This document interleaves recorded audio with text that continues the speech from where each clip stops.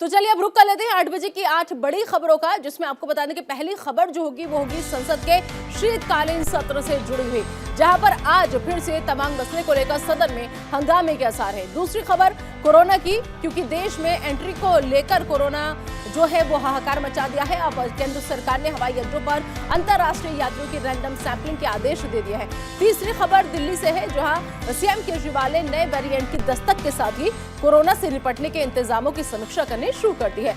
चौथी खबर गुजरात से है, जहां सीएम भूपेंद्र पटेल की कैबिनेट की पहली मीटिंग होगी। और पांचवी खबर श्रृंगार गौरी केस से जुड़ी हुई है, जहां इलाहाबाद हाईकोर्ट में आज फिर से सुनवाई होगी।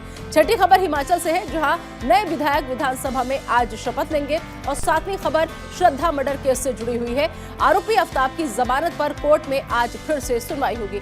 आखिरी और आठवीं खबर बॉलीवुड अभिनेत्री जैकलीन फर्नांडिस की है, जहां उनकी विदेश यात्रा की अनुमति वाली याचिका पर दिल्ली की अदालत में सुनवाई होगी। तो 8 बजे की 8 बड़ी खबरें आपकी टीवी स्क्रीन पर। तो संसद में हंगामे के आसार है, देश में BF7 ने दस्तक दे दी है और साथ ही साथ इस कोरोना के नए वेरिएंट की एंट्री के साथ दिल्ली जो है वो सतर्क हो गई है। इसके अलावा आपको हम बताएं कि दरअसल सीएम भूपेंद्र की पहली कैबिनेट है आज। इसके अलावा श्रृंगार गौरी केस पर भी सुनवाई होनी है और इसके अलावा हिमाचल में नए विधायक जो है वो आज शपथ लेने जा रहे हैं। और साथ ही साथ आपको हम बताएं कि आफ्ताब की जमानत पर भी सुनवाई होनी है। इसके अलावा जैकलीन फर्नांडिस जो कि विदेश जाना चाहती हैं, उन्होंने अनुमति मांगी है, उस पर भी अब देखना होगा कि राहत मिलती है कि नहीं मिलती है। तो फिलहाल 8 बजे की 8 बड़ी खबरें आपकी टीवी स्क्रीन पर।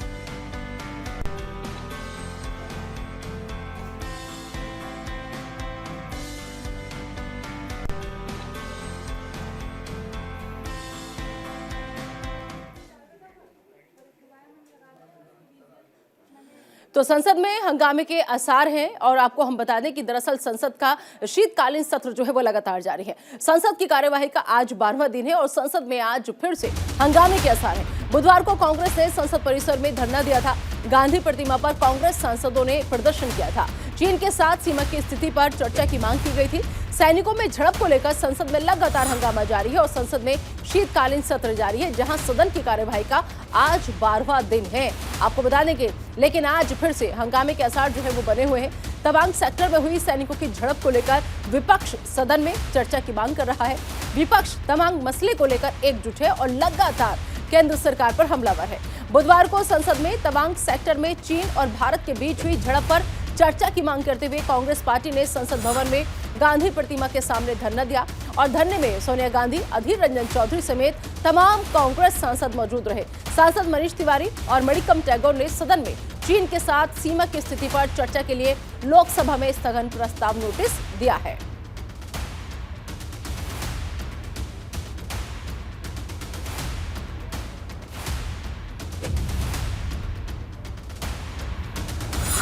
संसद का शीतकालीन सत्र जारी है। आपको बता दें कि सदन की कार्यवाही का आज 12वां दिन है, लेकिन आज भी हंगामेदार रहने के आसार जो है वो है, क्योंकि संसद में आज फिर से हंगामा हो सकता है, क्योंकि विपक्ष जो है वो लगातार आपको बता दें कि धरना प्रदर्शन देकर के अपनी मांग पर अड़ा हुआ है।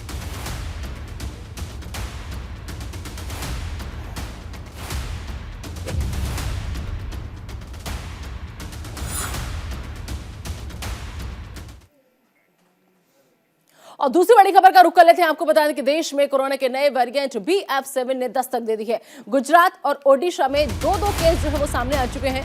तो चीन में BF7 ने कोहराम मचाया हुआ है। जापान, ब्राजील, अमेरिका में लगातार केस बढ़ रहे हैं। केंद्र सरकार ने भी सतर्क रहने के निर्देश दे दिए हैं। हवाई अड्डों पर रैंडम सैंपलिंग शुरू हो चुकी है और देश में ओमिक्रॉन के सब वेरिएंट BF.7 के 4 मामलों की पुष्टि हुई है और इसी को देखते हुए हवाई अड्डों पर अंतर्राष्ट्रीय यात्रियों की रैंडम सैंपलिंग शुरू कर दी गई है। कोरोना के वेरिएंट के कारण ही चीन में कोविड के मामलों में तेज बढ़ोतरी देखी जा रही है। वहीं जापान, ब्राजील, अमेरिका समेत कई देशों में कोरोना के केसों में एक साथ उछाल देखा जा रहा है। गुजरात जैव प्रौद्योगिकी अनुसंधान केंद्र ने अक्टूबर में भारत में BF.7 के पहले मामले का पता लगाया था। जानकारी के मुताबिक आपको बता दें कि गुजरात में 2 और ओडिशा में भी 2 पॉजिटिव केस सामने आए हैं। केंद्रीय स्वास्थ्य मंत्री मनसुख मांडविया की अध्यक्षता में बुधवार को हुई कोविड समीक्षा बैठक में विशेषज्ञों ने कहा कि हालांकि अभी तक कोविड मामलों की संख्या में इजाफा नहीं हुआ है, लेकिन मौजूदा स्थिति पर नजर रखने के लिए लगातार निगरानी की आवश्यकता है।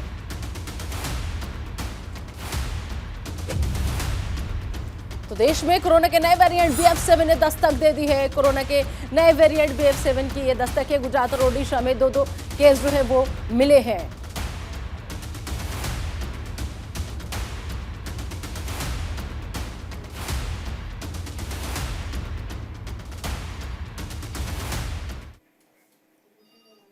तो आपको बता दें कि नए वेरिएंट ने दस्तक दी है। केंद्र सरकार ने सतर्क रहने के निर्देश जो हैं वो दे दिए हैं। आपको हम बताएं कि दिल्ली सरकार ने भी इमरजेंसी बैठक जो है वो बुलाई है। हवाई अड्डों पर फिलहाल रैंडम सैंपलिंग जो है वो शुरू हो चुकी है। तो चीन में BF7 ने जिस तरीके से कोहराम मचाया, उसके बाद अब भारत में भी एंट्री हो चुकी है। गुजरात और ओडिशा में दो केस जो है वो सामने आ चुके हैं, जिसके बाद से केंद्र सरकार जो है वो भी सतर्क हो गई है और लिहाजा जरूरी एहतियाती कदम उठाने की बात कही जा रही है। तो हवाई अड्डों पर रैंडम सैंपलिंग जो है वो शुरू कर दी गई है, क्योंकि सबसे पहले हवाई अड्डों पर जो गलती हमने पिछली बार की थी उसको ना दोहराया जाए, लिहाजा शुरुआत वहीं से की गई है।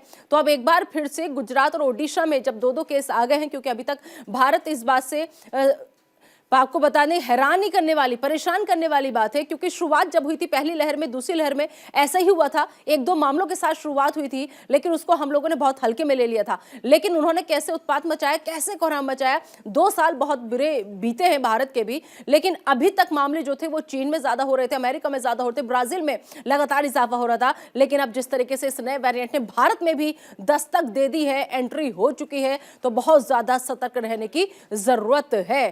केंद्र सरकार भी लगातार सतर्क रहने के निर्देश दे रही है, क्योंकि कोरोना के नए वेरिएंट BF7 ने दस्तक अब हिंदुस्तान में भी दे दी है। गुजरात और ओडिशा में दो केस मिल चुके हैं, यानी कि 4 मामले सामने आ चुके हैं।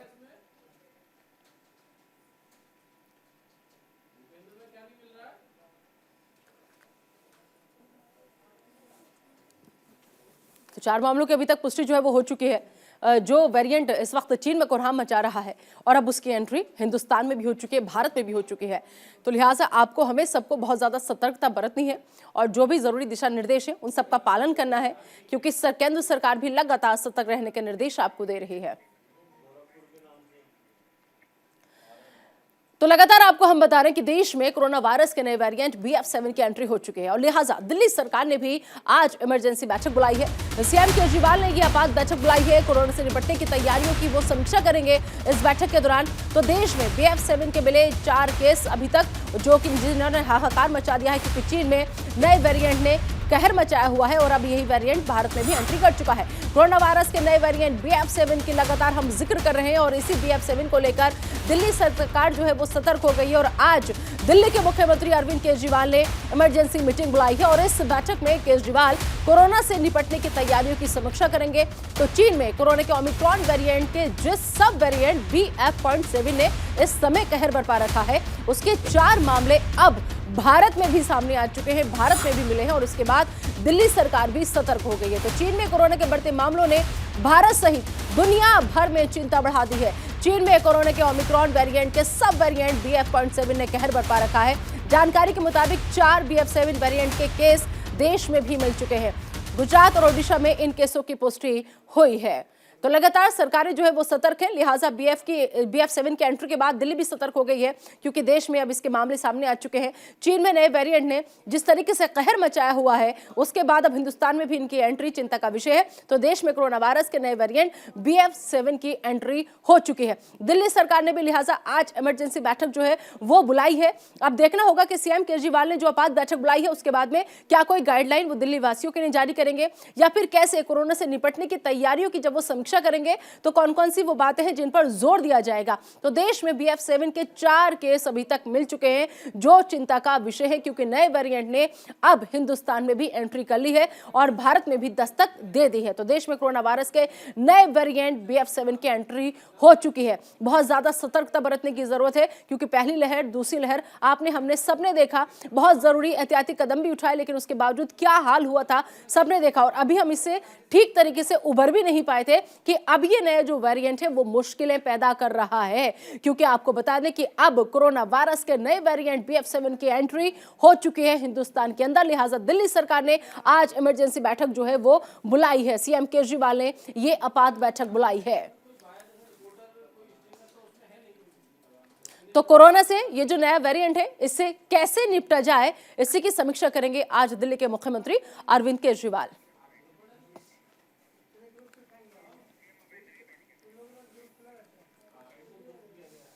चलिए आगे बढ़ते हैं और रुक करते हैं एक और बड़ी खबर का। आपको बता दें कि सीएम भूपेंद्र की पहली कैबिनेट है आज। तो सीएम भूपेंद्र पटेल की पहली कैबिनेट बैठक है आज। चुनाव जीतने के बाद पहली कैबिनेट की बैठक है। सीएम भूपेंद्र पटेल की अध्यक्षता में यह कैबिनेट की बैठक होगी। सभी कैबिनेट सदस्य जो है वो इस बैठक में मौजूद रहेंगे। बैठक में कई अहम प्रस्तावों पर चर्चा होगी और कई अहम प्रस्ताव ऐसे हैं जिन पर मोहर भी लग सकती है। तो गुजरात चुनाव जीतने के बाद आज सीएम भूपेंद्र पटेल सरकार की पहली कैबिनेट बैठक होगी और इस बैठक में सीएम भूपेंद्र पटेल की अध्यक्षता में यह बैठक आयोजित की जाएगी। कैबिनेट मीटिंग में सभी कैबिनेट सदस्य मौजूद रहेंगे। सीएम भूपेंद्र पटेल की इस पहली बैठक में कई अहम फैसलों को लेकर चर्चा जो है वो हो सकती है, ऐसे कयास लगाए जा रहे हैं। साथ ही कई अहम प्रस्तावों पर इस बैठक में सहमति बन सकती है और उन पर कैबिनेट की मोहर भी लग सकती है। गुजरात विधानसभा चुनाव में बहुमत से सरकार बनाने के बाद भूपेंद्र सरकार जोश में है और प्रदेश के विकास का दम वो भर रही है। अब देखना होगा कि कौन कौन से वो अहम प्रस्ताव है जिन पर आज मोहर लगेगी इस कैबिनेट बैठक के दौरान।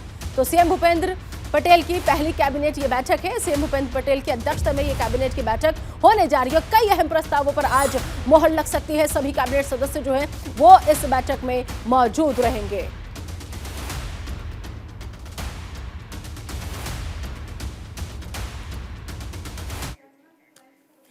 तो आज सीएम भूपेंद्र पटेल की कैबिनेट की पहली बैठक है। चुनाव जीतने के बाद पहली कैबिनेट ये बैठक जो है वो होने जा रही है। सीएम भूपेंद्र पटेल की अध्यक्षता में ये कैबिनेट की बैठक होगी और आपको हम बता दें कि सभी कैबिनेट सदस्य जो हैं वो इस बैठक में मौजूद रहेंगे। आपको आगे हम बताएं कि बैठक में कई अहम प्रस्ताव ऐसे हैं जिन पर चर्चा हो सकती है। देखना होगा कि कौन कौन से वो प्रस्ताव हैं जिन पर चर्चा होगी और साथ ही साथ कई अहम प्रस्ताव ऐसे भी होंगे जिन पर आज इस कैबिनेट बैठक के दौरान मोहर जो है वो लग सकती है। तो सीएम भूपेंद्र पटेल की पहली कैबिनेट बैठक जो है वो होने जा रही है। जब से चुनाव जीता है उसके बाद ये पहली कैबिनेट बैठक है, लिहाजा सबकी नजर इस बैठक पर है कि जब सीएम भूपेंद्र पटेल की एक पहली कैबिनेट की बैठक होगी तो सबसे बड़ी बात यह कि कौन कौन से वो प्रस्ताव ऐसे हैं जिन पर चर्चा होगी, कौन कौन से वो प्रस्ताव ऐसे हैं जिन पर आज मोहर जो है वो लग जाएगी।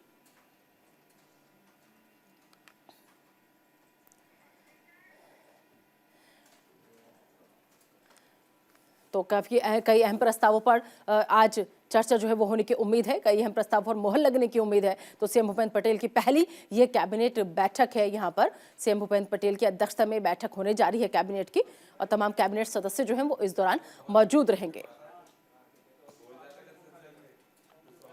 तो जब से चुनाव जीता है, सरकार बनाई है, उसके बाद पहली बार यह कैबिनेट की बैठक जो है वो होने जा रही है।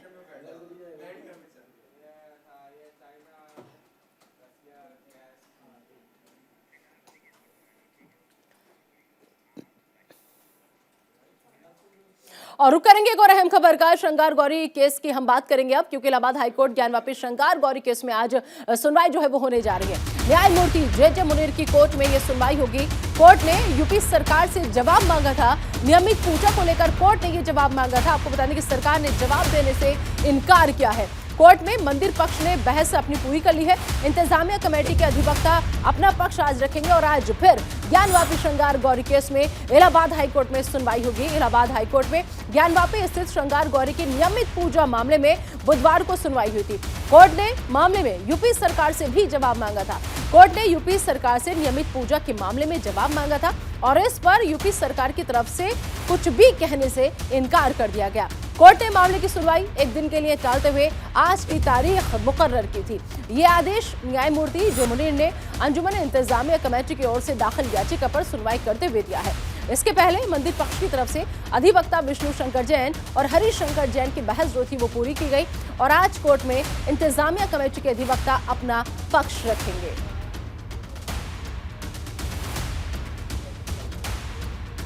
इलाहाबाद हाईकोर्ट ज्ञानवापी श्रृंगार गौरी केस में आज यहां पर सुनवाई है। कोर्ट ने मंदिर पक्ष में बहस पूरी कर ली है।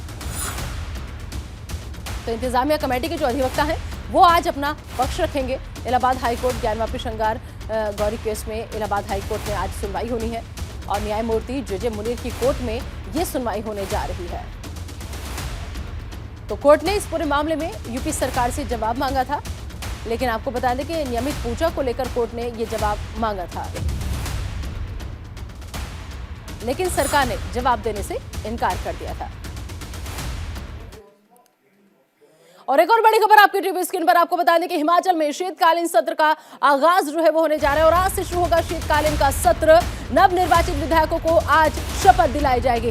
कल विधानसभा अध्यक्ष का चुनाव होगा। 3 दिवसीय सत्र की शुरुआत जो है वो होने जा रही है और 14वीं विधानसभा का ये पहला सत्र है। तो आज हिमाचल प्रदेश के नवनिर्वाचित विधायकों के पद और गोपनीयता की शपथ जो है उनको दिलवाई जाएगी। हिमाचल विधानसभा का आज से शीतकालीन सत्र जो है वो शुरू होने जा रहा है और आज से शुरू हो रहे इसी दौरान सदन में नए विधायकों को भी शपथ दिलाई जाएगी। आपको बता दें कि आज से 3 दिवसीय शीतकालीन सत्र की शुरुआत हो रही है। हिमाचल में 14वीं विधानसभा का ये पहला सत्र होगा। 23 दिसंबर यानी कि कल स्पीकर का चुनाव होगा, जिसके बाद राज्यपाल का अभिभाषण होगा जिस पर 24 दिसंबर को बहस होगी और उसी दिन इसे पारित किया जाएगा।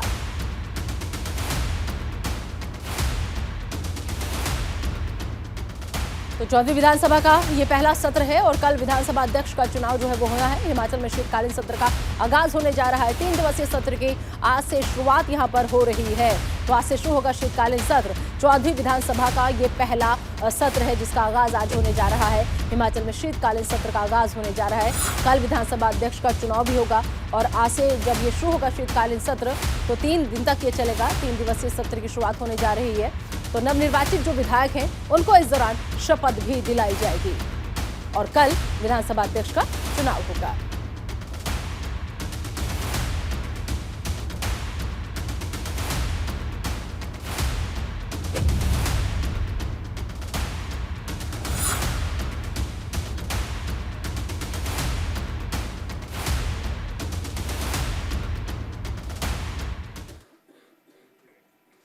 और बढ़ेंगे आगे और अब बात करेंगे आफ्ताब की जमानत पर सुनवाई की, क्योंकि आफ्ताब की जमानत याचिका पर आज सुनवाई होगी और दिल्ली के साकेत कोर्ट में यह सुनवाई होगी। कोर्ट में पहले यह सुनवाई जो थी वो टल गई थी।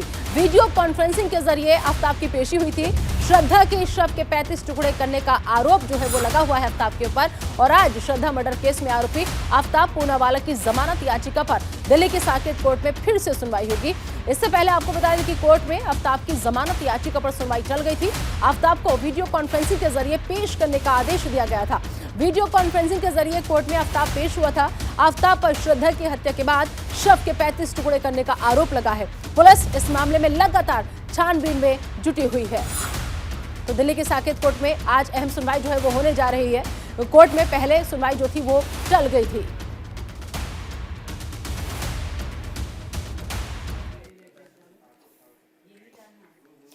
तो आफ्ताब की जमानत पर आज अहम सुनवाई है। कोर्ट में पहले ये सुनवाई टल गई थी, जैसे कि लगातार आपको हम बता रहे हैं। आपको बता दें कि दरअसल आज देखना होगा कि जमानत मिलती है या नहीं मिलती है, क्योंकि इससे पहले वीडियो कॉन्फ्रेंसिंग के जरिए आफ्ताब को पेश किया गया था। आफ्ताब की पेशी हुई थी वीडियो कॉन्फ्रेंसिंग के जरिए। श्रद्धा के शव के 35 टुकड़े करने का आरोप आफ्ताब पर लगा हुआ है। आफ्ताब की जमानत याचिका पर आज सुनवाई होगी। देखना है कि जमानत मिल पाती है आफ्ताब को या नहीं मिल पाती है, क्योंकि दिल्ली के साकेत कोर्ट में आज ये अहम सुनवाई होने जा रही है। तो आफ्ताब की जमानत पर यह सुनवाई है। कोर्ट में पहले ये सुनवाई को कोर्ट ने टाल दिया था, लेकिन आज की तारीख जो थी अगली सुनवाई के लिए मुकर्रर की गई थी। लिहाजा आज आफ्ताब की जमानत पर यह सुनवाई होगी और इससे पहले वीडियो कॉन्फ्रेंसिंग के जरिए आफ्ताब को पेश किया गया था। और अब देखना होगा कि जब आज सुनवाई होगी आफ्ताब की जमानत की याचिका पर तो आफ्ताब को जमानत मिलती है या नहीं मिलती है। तो दिल्ली के साकेत कोर्ट में आज यह अहम सुनवाई होने जा रही है।